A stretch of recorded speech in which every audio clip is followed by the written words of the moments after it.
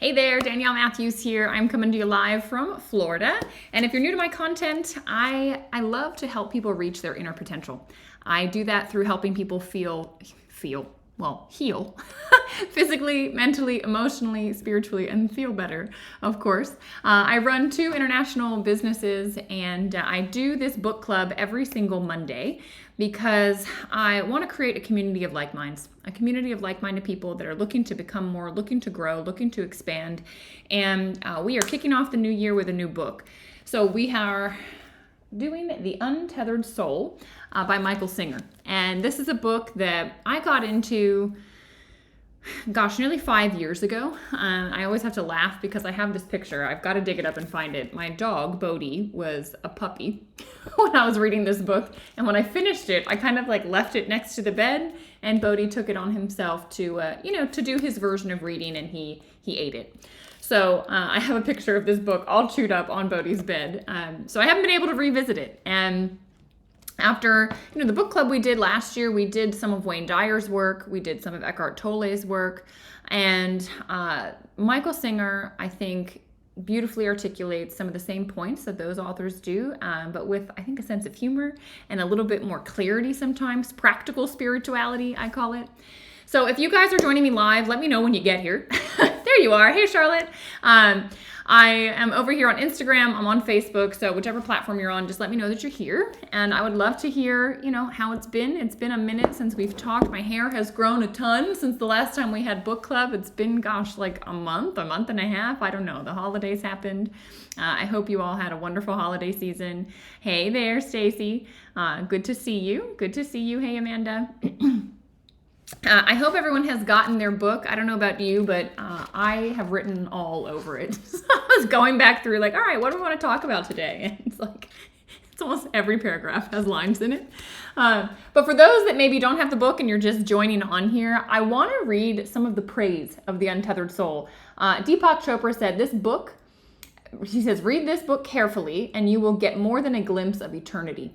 And it's true. It's just the truth, the simple truth. Another one said, the essence of the great spiritual teachings of the ages is encapsulated here. It's the clearest statement I know of who we are and what we face in our emerging humanity, right? We talk a lot about this. He talks a lot about the mind chatter in the head. Marie says there's no sound. Let's see. It might just be you. Try the volume on your computer. It looks like we're good. Please, other people, let me know if we're good. But I think we're good with sound. It's all working on my end. It appears to be anyway. Also, I thought it was really fun. The last tribute in here was Yogi Amrit Desai, and that's my neighbor. So many of you have heard me talk about the teachings that I've studied for the last 8 years and what I teach in my Inner Management Mastery program. It's all that lineage of teaching. And Yogi Amrit Desai and Michael Singer are really good friends. That's actually how I learned about Michael's work. And we call him Mickey. So Mickey Singer lives about an hour from me. So I've actually been to the Temple of the Universe a couple of times. And it's a beautiful space. Yeah, he's an incredible soul. And I did hear, though, that recently he fell. So just send some healing love to him because it sounds like he's in recovery mode right now. All right, so let's dive in, shall we? Okay, so Marie has jumped over to Instagram and it's working over there for her. Perfect. Whatever you need to do, I'm glad you problem solved. Glad you got there. So he kicked off the book with this fun quote. He says, look, it's a Shakespeare quote. This above all, to thine own self be true, and it must follow, as the night the day, thou canst not then be false to any man. Basically, the quote, right, is saying to maintain honest relationships with other people, you have to first be true to yourself. And then Mickey points out, which self? Which self? The self that is there for me when I'm in a bad mood and is just raging in my head, that self? Or is it the self that's there for me when I'm humbled by making a mistake in something? Or is it the self that's there for me that comes and speaks to me from the dark recesses of my heart when I'm having a bad day, when I'm depressed, when I'm upset? Or is it the one that's there in the fleeting moments of perfect light happiness? Which self? And that kind of tees up the whole conversation that this book is really about. And I love that he really gets to, he says, look, you got to be ready for this conversation. So put a 1 in the chat if you're ready. I assume if you are here, you are ready. But he says, look, if we dare to look past the surface term of self, questions arise that many people would rather not ask. So put a 1 if you're ready to ask them. Ah, nice. Stacy's ready. So he says, are the many aspects of my being all equally part of myself, or is there only one of me? And if so, which, where, how, and why? All right. Hey, Fritz, good to see you. This is really what we're after. And he says, look, in this book, I'm not calling after experts in psychology. Like, this is not a course in like what Freud has to say. We're not going to the great philosophers of our times and ancient times. We're not going to time-honored religious views. We're not surveying people's opinions.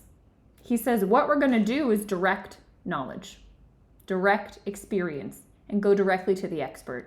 And that expert is you.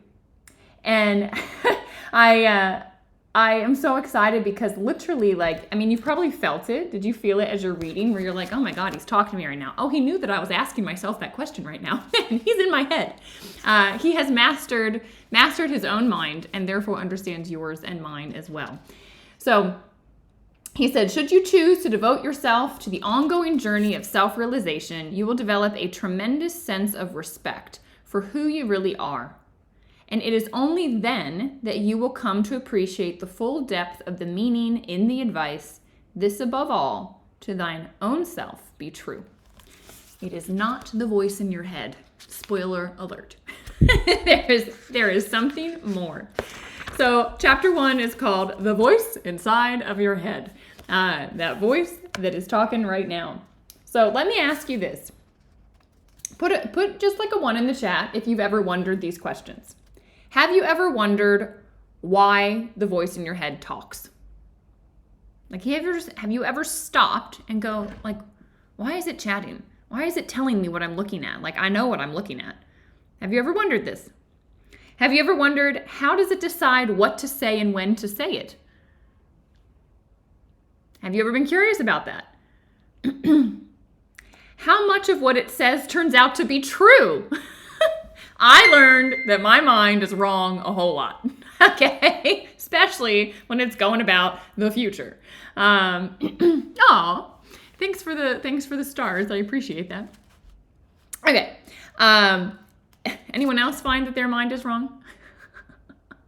Because mine certainly is not a lot. I hope I'm not the only one. All right. He says, and if right now you are hearing, I don't know what voice you're talking about, I don't have any voice inside of my head, that's the voice we're talking about. So maybe you have been clueless as to what we were talking about up to this point, but that's the voice. All right, Juliet's with me. She's like, yeah, my voice is wrong. It definitely can be wrong. More often than not.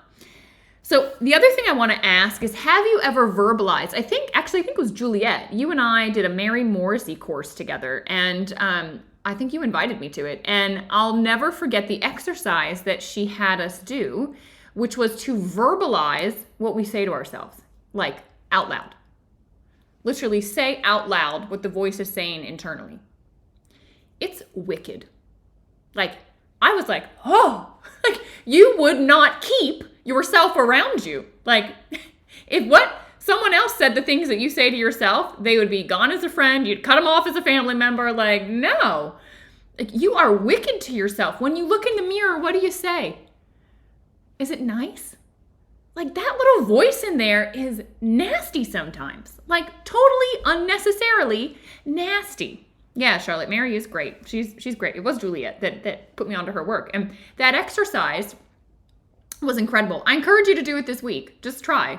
Like, noticing what the voice is saying and then say it out loud. And you'll be like, I'm freaking crazy. I think that Mickey even gets into that. If you were just to see somebody walking around talking to themselves. I remember my parents took me out to visit my uncle. He lives in San Francisco.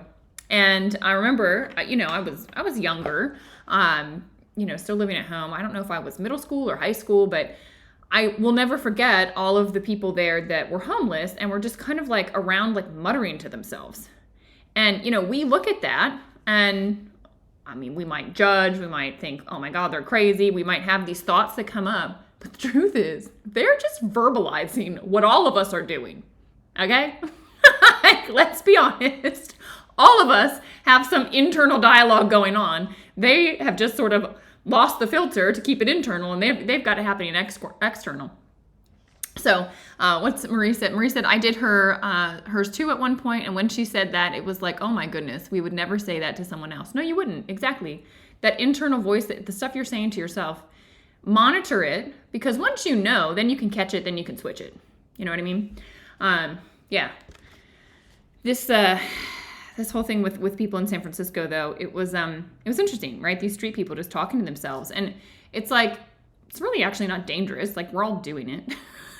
they're just doing it out loud. And let's see. I want to read this to you. I kind of highlighted this whole chapter. For those of you that want to be with me, I'm on page 8, the whole chapter, the whole paragraph. If you spend some time observing this mental voice, the first thing you will notice is that it never shuts up. Like, it is a chatterbox. When left to its own, it just talks. Imagine if you were someone walking around constantly talking to himself. You'd think he was strange, and you'd wonder if he's who's talking and he's who's listening, he obviously knows what's going to be said before he says it. So what is the point? I read that and I literally just started laughing, like, well, I've never considered it that way. Never considered it that way. And he says the same is true for the voice inside of your head. Why is it talking? It's you who's talking, and it is you who is listening. And when the voice argues with itself, who is it arguing with? Right? Like, we're all nuts. Okay? Who could possibly win? He says it starts to get very, very, very confusing when you actually zoom out and start to ask these questions. Fair? It totally does. And what about when you're trying to fall asleep? Like, put a 2 in the chat if your voice is nonstop at night. This is, I think, why a lot of people deal with insomnia and inability to fall asleep at night. It's like the chattering just goes. Thinking through what you did that day, what you forgot to do, what you need to do tomorrow. Oh my God, did I say that wrong? Did I upset that person? And the mind just goes. If that is you, have you ever told yourself to be quiet? All right? And it's so funny because it's the voice telling the voice to be quiet. It's nuts. It is literally nuts. All right, some of you are with me over here on Instagram. Yeah, so good luck with that. Good luck with that. He says the best way to free yourself from this incessant chatter is just to step back and to view it objectively. Literally just notice it. Like, I do this now on like calls for business. Like, I am in the call, people are talking, I'm talking, I'm participating in it, and my voice is over here, it's like in my head, just going da da da da da da da da da da. And it can be so distracting, but when you start to learn that, like, you don't have to listen to it, that it's not you, that, you know, it's not always useful or correct, you can start to kind of leave it over here rather than the chatter being here and like distracting you even from paying attention to the conversation. You can choose to look over here, and the chatter, it keeps going, but you don't have to. Yeah, you don't have to. Juliet says, yes, I tell it to shut up. I need to go to sleep now. It doesn't always work. Do a yoga nidra. That'll help you sleep. He says, stop feeling that one thing it says is you and the other thing is not you. If you're hearing it talk, it's obviously not you. You are the one who hears the voice. Therefore, it can't be you. Right? It's like someone I love this example. He just made it so obvious. He said, look, if I put a flower pot in front of you, and I put a photograph in front of you, and I put a book in front of you, and I said to you, which one of these things is you? You'd be like, none of them. Maybe I'm drawn to the book, or I like the flower pot, or whatever, or that's a nice photo, but like, they're not you, right? It's an object. And you are the observer. Like, the observer cannot be the thing it's observing. It just can't, right? There is a inherent difference there. Subject, object. And he says that's the same, right? What if I exchanged the flower pot, the photograph, and the book for happiness, judgmental, and angry? Which one of those are you? You might say, oh, I'm happy because that feels good and I like that. But no, like, happiness, being judgmental, and anger flows through you. They're not you. None of them are you. Absolutely none of them are you. But we get so identified and attached and connected with it, right? It's kind of wild. Oh, Juliet, your voice listens to you. Well, that's nice. When you tell yourself to be quiet, it listens. That's good. I guess that is a step. That is a step. So does that help? Like, high five me, put a 5 in the chat if you're with me. I thought that example so beautifully illustrated, like, look, I can't be this thing because I'm looking at this thing. Like, you can't be the thoughts because you're observing the thoughts. It's impossible. Like, you were there before the thought came. You're there during it, but you're also there after it's gone. So, like, you're not it. Make sense? Okay, I'm getting high fives. Yes, yes, yes. Karen says, yes, Yoga Nidra works wonders before I go to sleep. For me too. I just listened to one last night. And, you know, I didn't hear the end of it because I was out. So, yes. Oh, nice. Amanda gave me a 5, like an actual high five. Love it. Love it. Love it. Okay. Does anyone know somebody who is finding themselves? Anyone know someone who's finding themselves? I think this is something like, I don't know, I guess probably in your 20s. Maybe you have like a niece or a nephew or a child or a grandchild or maybe a friend. I don't think we have too many young people on here. But also at older ages, like I hear people all the time, I'm finding myself. I'm finding myself. I'm finding myself. Well, I had a teacher, Yogi Amar Desai. I'll never forget. Tina says, I'm finding myself. He said, people spend a lifetime going out into the world searching for themselves. And I think Mickey puts it here, right?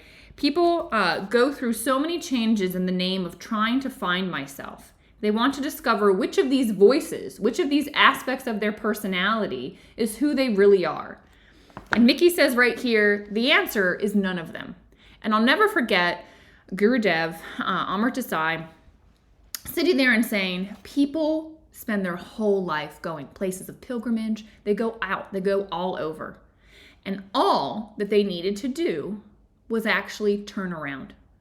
Because it's not out there, it's in here. The truth of who you truly are cannot be found out in that world with the different aspects of your personality and, oh, the voice says do this today, do that today, I like this, I don't like that. None of that is actually you. You are the one witness to it all. And like absolutely incredible.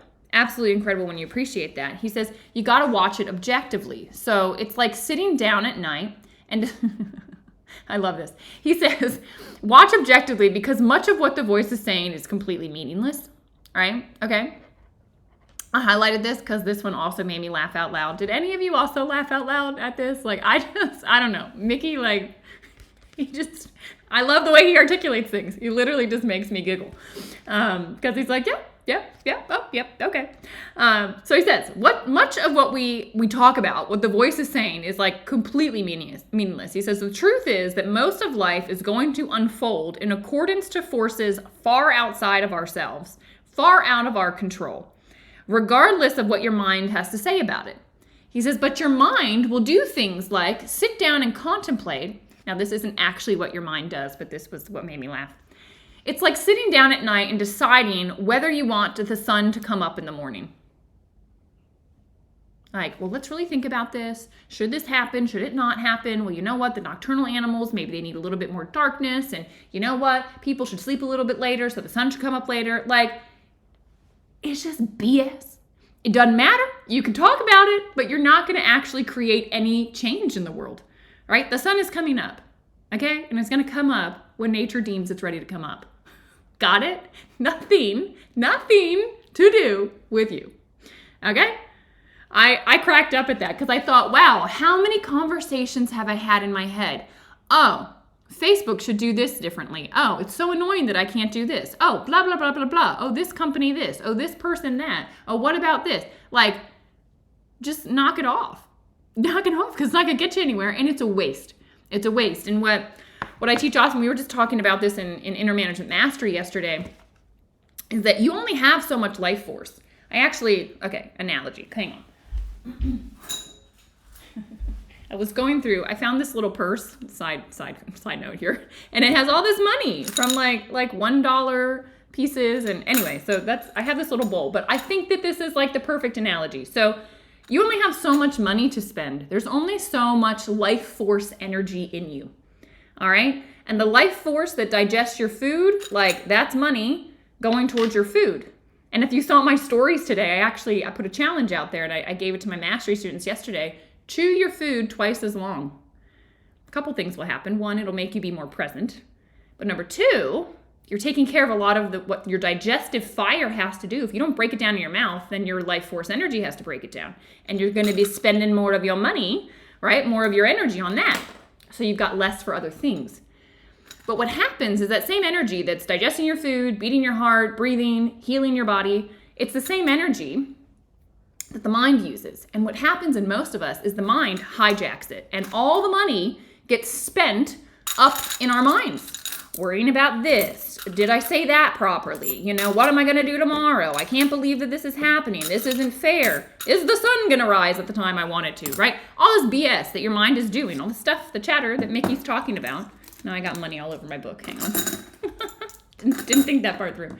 But are you with me? Like, is this making sense? Like, there's only so much money to spend. And so your brain, your mind, your thoughts, this inner roommate, as Mickey calls it, is spending your money. And it's spending the money, and that money now cannot be used in your health. And you will find over time that if you are constantly worrying, anxious, etc., your body starts to suffer. Am I right or am I right? Okay? You will notice this. I love that analogy. It's a good way of looking at it. Yeah. I quit chewing gum a decade ago because it seemed like a waste of energy. Lou, I love you. Yeah, it is. Knock it off. So think about where you're spending your life force. And if you scream at someone, you're drained after, aren't you? Because you just spent all your money. You threw the purse out your mouth. And so you're literally hemorrhaging your life force. Okay? You're hemorrhaging it. It is going everywhere. The anger, the crying, all the stuff. Like, you have a good cry and you're exhausted. Like, your body is physically drained. Why? Because your life force just went out. Okay? Now, sometimes it's okay. You need to express emotion, right? Let's not, like, ignore that part of things. But for what I'm trying to explain here is like, hey, stop spending your money on stupid questions like, is the sun going to rise in the morning? Do I want it to? Like, stop worrying and talking and thinking about the things that you have no control over, okay? Spend your money in a smarter way. Please. Please, please, please. Okay, people are loving this. You like it. It's making sense. Good. Good, good, good. So spend your money wisely. Chew your food more maybe this week. See what it does for you. It's going to make you more present and less life force into your digestion. So it's going to be freed up for more. That's the energy, right, that gives you creativity. It's the energy that allows for your intuition, right, to come through stronger, okay? I'd rather spend my money on that, personally, right? That's what I want. Okay, so then he says, eventually you will see that the real cause of problems is not life itself. It's the commotion of the mind that the commotion that the mind makes about life that really causes your problems. That's the truth of it all, okay? That's the truth of it all, is that your mind and what it has to say about everything and its opinions about how things should be or shouldn't be or ought to be or whatever, this was fair, this wasn't fair, all of that is what makes the problem in life. Like, life is just happening, but you have this certain opinion about it that is causing you to have problems with the way life's unfolding. And that's why I launched Inner Management Mastery, to teach you guys how to go beyond the mind, right? And navigate life in a better way. So anyway, but that kind of begs the question then, why in the heck do we have the voice? Right? Because I don't think there's anything by mistake. I'm sure it's by design. So if this voice is making us miserable, what is its actual purpose? Like, why is it here? What is it supposed to be doing? How is it meant to be beneficial? Right? Anyone wanting to know that? Mickey basically pointed out two things. Okay? He says, number one is that in some cases, the mental voice talks for the same reason that the tea kettle whistles. Put a 1 in the chat if you've ever just had to vent. You just needed to vent. You just had to let it out. Like the teapot that, like, it's boiling, boiling, boiling, and then just whoop. It just has to go. Okay? It just has to go. I know people that are like, they just kind of rant for a minute and then like, okay, I'm better now. I just had a vent. Like I just had a vent. Gail knows. Angela knows. Hey, Angela. Stacy knows. Yeah. Okay. There you all are. I think there's a little bit of a time delay. So now y'all are with me. Yeah. So he says that's why in some cases we have that mental voice. It literally like there's this buildup of nervousness, of fearfulness, of desire-based things, these energies inside of us that get extremely active. And then all of a sudden, right, it needs to just let itself out. And so the voice talks because you're not okay. And the talking eases the pressure. Make sense? Lou says it was probably a mistake though. Yeah, you probably don't want to vent that much. People don't need that. learn to manage it, right? I now laugh at what my voice has to say. Sometimes it's raging and I'm like, oh my, shut up. Right? Like, it's going. And I'm like, really? Okay, fine. But interesting, like that's why it's there. So it can be helpful to manage all the chaos of the emotions that are inside of us. The voice helps us make sense of it. That's number one. Number two, I thought this was like, I had to read it a couple times. I was like, really? But number two is that why are there balloons coming off on Instagram? That was weird. Okay, sorry, totally distracted. Balloons were just all around me on Instagram. Did one of you do that? I don't know what happened. But number two is it's actually narrating your world, okay? And that narration makes you feel more comfortable with the world around you. This had never dawned on me, but it makes it make a whole lot of sense why that voice talks. Because just look around you right now, like look in your room. What do you see? In an instant, I see every plant in my room. I see every plant outside. I see everything that's in here. But then my mind starts to talk about certain pieces of it. It describes certain aspects of it. But the truth is, your eyes, you absorb everything. Like you don't need to be told what you're seeing, right? Walking down the street and you're cold, right? And the voice says, oh, I'm cold. Like you already knew you were cold. It didn't say anything helpful, right? It's just stating the obvious. It's narrating life. And this is so important. He says, okay, it's like backseat driving. It actually makes you feel as though things are more under your control when you talk about it. A tree is no longer a tree in the world that has nothing to do with you. It's a tree that you saw, you labeled, and you judged. All right? When you end up experiencing the world this way, you make it make sense. And it makes sense through your lens, interestingly. And I thought this was interesting. He said, what you end up experiencing is really a personal presentation of the world according to you. I think, quite frankly, this is what's wrong with society today. Or the challenge, not what's wrong, but like the challenge that we're having. And society always really, because this is a human problem. But he says, listen to this. It's a personal presentation of the world according to you, rather than the stark, unfiltered experience of what really is happening out there. It's this mental manipulation of the outer experience that allows you to buffer reality as it comes in. This is why the same story can unfold, and one news organization will take a certain slant on it, and another news organization will take a different slant on it, because they're wanting it to make sense to the narrative in their own head about how they perceive the world to be. And then they feel better about what's unfolding in the world because, oh, this is just another example of this, right? And so they see it through that lens.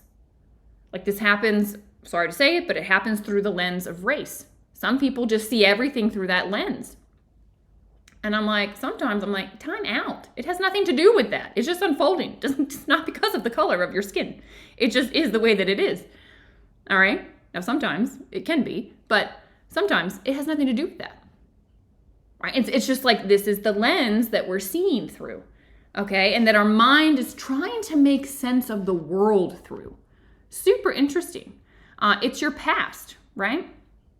Your past causes you to interpret things. Guru Dev calls it your memory graveyard of the past. It's that memory graveyard that is causing you to look at current reality in a certain way and making certain judgments about it.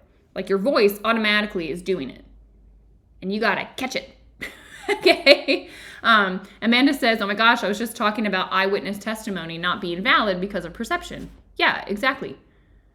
Because everyone's viewing it through a certain lens. Like maybe they're angry. And so they observe a situation and they think, oh, it was an aggressive driver. And another person is tired and they observe it and they say, oh, that driver was just probably sleepy and just like, veered off. It's this lens of what your own head is making sense of. Wild. It is wild. That's why I just have compassion for people, because I'm like, I have no idea what their voice is saying to them and what they've been through and how they're looking at this situation. Like, I don't know, and I'm not going to judge. I'm just going to love them. Like, that's what you got to do. Marie wrote something over here, but at the very beginning of your life, as a baby, you were taught what it is, and that is where the labeling comes from at first. Then it gets molded and shaped by other things and people. Then we have to filter it, right? Yes. So we are taught by our parents, usually, and society, what's right, what's not right, what's proper, what's not proper, how to participate in this world, in a way that will make it flow for everyone. And some of that programming is a little jankety, right? A lot of programming for people around money, that gets programmed in by their family. Oh, money doesn't grow on trees, right? Like, or other people it just spends like crazy and it's constantly flowing and they don't manage it well. Like, all of this gets baked into us when we're little, and then we have to, as we grow up, figure out what's serving us and what's not serving us. And that's the beauty to me of life, because it's ultimately the playground where we get triggered and we have the inner voice going off and we go, wait, why is it going off like that? Is that serving me? Is that not serving me? It's called internal karma. And this, well, those of you that have been through mastery, there's a lot of you on here that I'm seeing, like this, what we talked about there, and internal karma is it. Oops, I had an alarm go off. Oh, it's because I'm talking too much and we're past 12:30. Okay. So, all right. He says, true personal growth is about transcending the part of you that is not okay and needs protection. And this is what we're doing here. All right. Be aware that you are watching the voice talk is to stand on the threshold of a fantastic inner journey. All right. I love that. We're gonna stop here, and thankfully that was the end of the chapter. So it usually takes us about a half hour. Let's look. I think that his chapters probably pretty well will be able to take us through. Oh no, that's a short chapter. Uh-oh. I should have looked at that before. Let me look. I'll put it in the Telegram chat. We'll at least read through chapter 2. Maybe chapter 3. It might be too long. Catch me in Telegram and I'll tell you. But definitely at least read chapter 2 and we'll see how much of 3 we get into. I got to look at that. But I have a call I'm supposed to be on, so I got to jump. All right. Lots of love, you guys. I really appreciate you all being here. We've had tons of you on Facebook, on Instagram. If you got value from this, please share it. Share it to your wall. Share it to a group you're in. Tag a friend that could use this conversation and it could be beneficial for them. Let them know they can join book club with us live every single Monday at 12 p.m. Eastern time, or they can catch the replay whenever it works for them. So lots of love. Great start to the week. I'm glad to be back with you guys. I missed you. It was like there was a void on Mondays when we didn't have book club. So good to be back. And I'll talk to you all soon.